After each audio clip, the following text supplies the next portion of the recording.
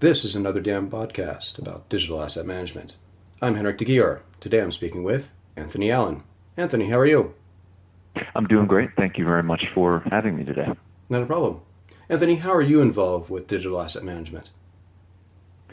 So I'm the director of digital media for the American Society for Training and Development, and it always helps to explain a company or an audience before diving into the finer points of digital asset management. So ASTD is an association for trainers, and we train trainers. Mm-hmm. And we've been in business for about 60 years, and we have about 45,000 members. We are a nonprofit, a mission-driven publisher, but still very much care about the bottom line. Mm-hmm.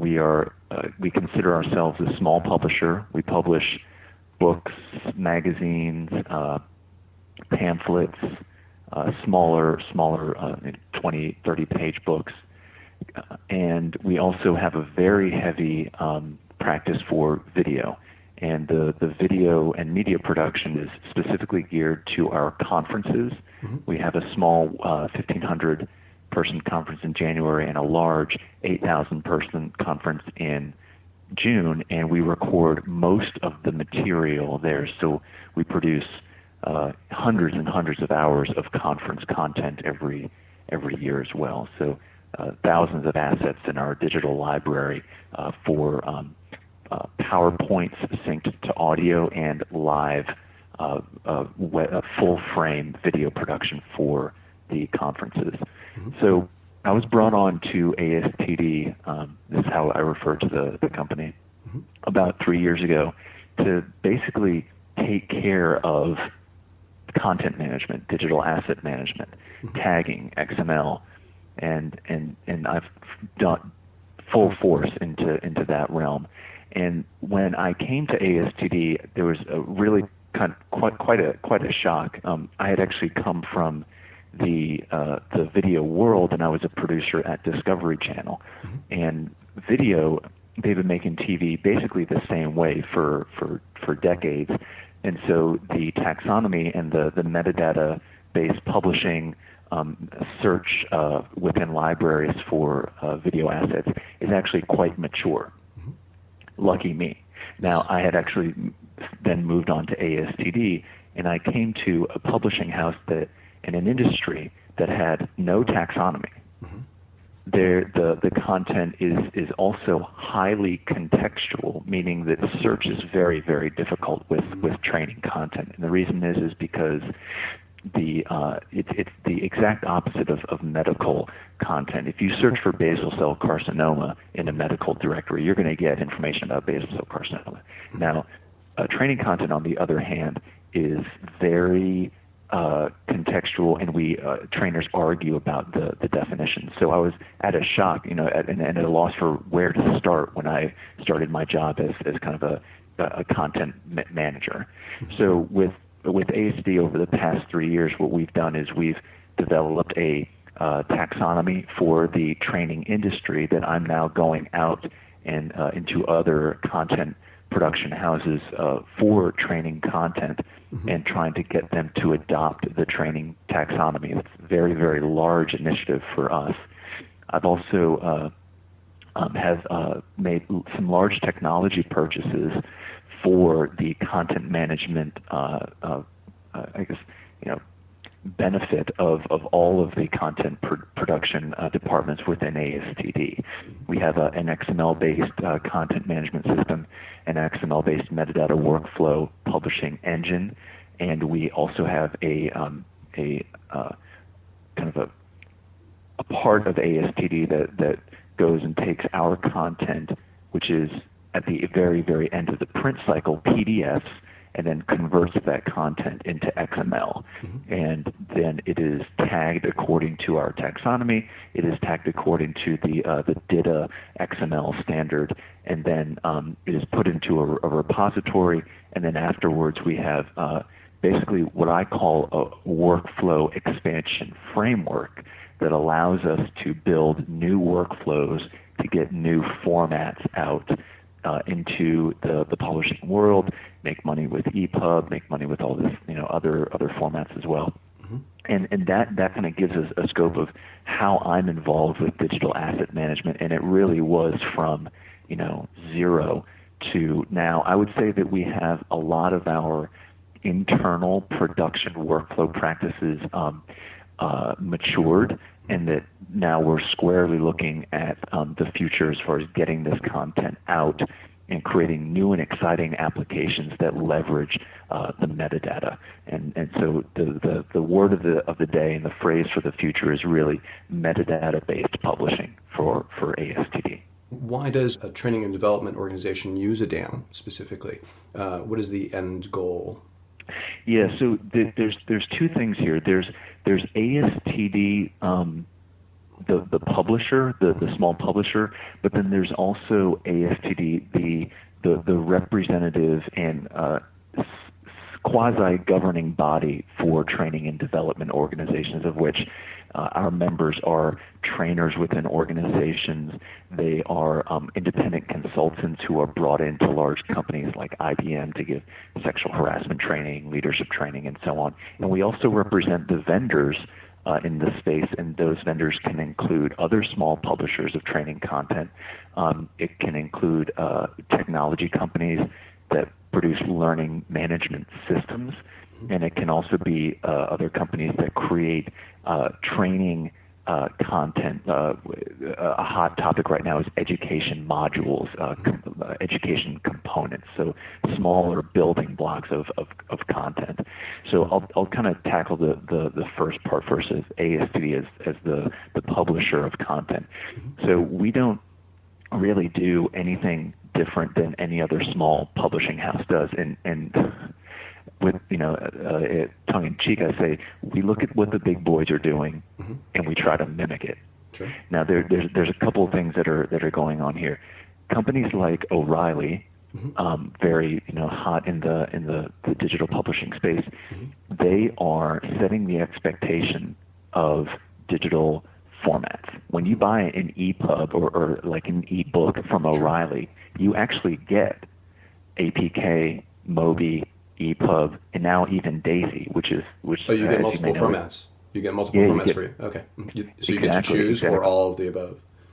Yeah, and so it allows you to really feel confident that you are going to be able to use this on your devices, and which is with on the TV side, TV Anywhere was something that kind of happened a while ago, and then the digital rights locker, which Newstar is trying to get off the ground, is another kind of one of those.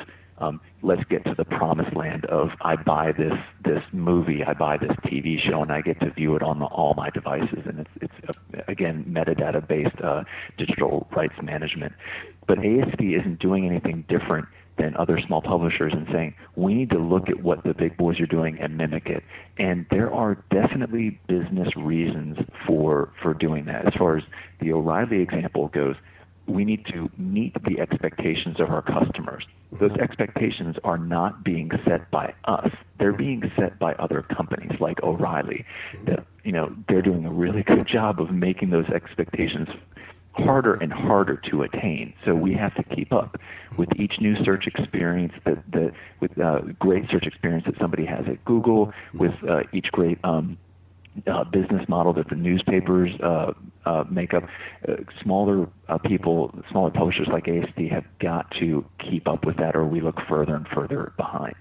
Now, the other part of the piece is stuff like Amazon, and this again speaks to the first part of ASD as a small publisher.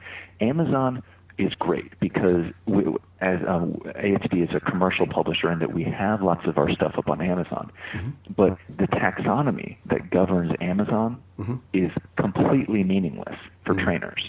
One of our big hit books is called Tellin' Ain't Trainin'. Well, it's actually listed. One of the 4 ways it's listed metadata-wise is under psychology and counseling. Now, no trainer is going to go to psychology and counseling to find training content. Now, Amazon is great in that it sends way more traffic to our books than we ever could. But from a business perspective, they take a huge cut. And the training taxonomy, metadata-based publishing, and better categories on our stores that are more meaningful for our audience is going to allow us to sell more on our own website, which is where we keep most of the profits. And in building my P&L for my boss to say, hey, we need to invest, 25, 50, 75 grand in this new technology. Part of that P&L is part of that business justification is driving traffic back to our site, where we don't have to depend on other sites like Amazon, where they take a huge cut of the books. And so just to clarify, a P&L, you mean profit and loss? Yeah, exactly. I mean, as a business owner, I have to go to my boss. I have to beg for money, and he says, "Anthony, why?" So prove your cause. Yeah. Exactly. Now, the other part of your question was, why does a training and development organization use a DAM? And so the big part of training and technology, where those two things meet, are in what I call, what everybody calls learning management systems. Learning management systems are things like Blackboard is a big LMS. Those systems are somewhere where a student can start a class, and the learning management systems take the student through the class and mark off with metadata what has been completed, what the scores are. It takes all that data and sends it to the teacher for verification. It marks off what classes they've taken. And the other thing that it does is it can match learning objectives and content to industry metadata standards, like SCORM is one of them for the education industry. And so that kind of flow of data and that kind of process, the whole e-learning industry would not have been born had it not been for digital asset management.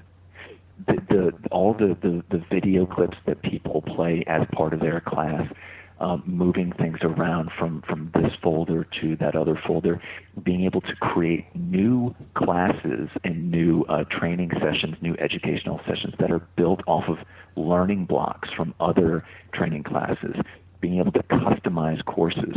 None of that stuff would happen without a digital asset management. And if you look at the rise of Blackboard is now an incredibly profitable company. I did their IPO. I look at Rosetta Stone and their use of digital asset management. I look at Audible.com with their audio versions of books.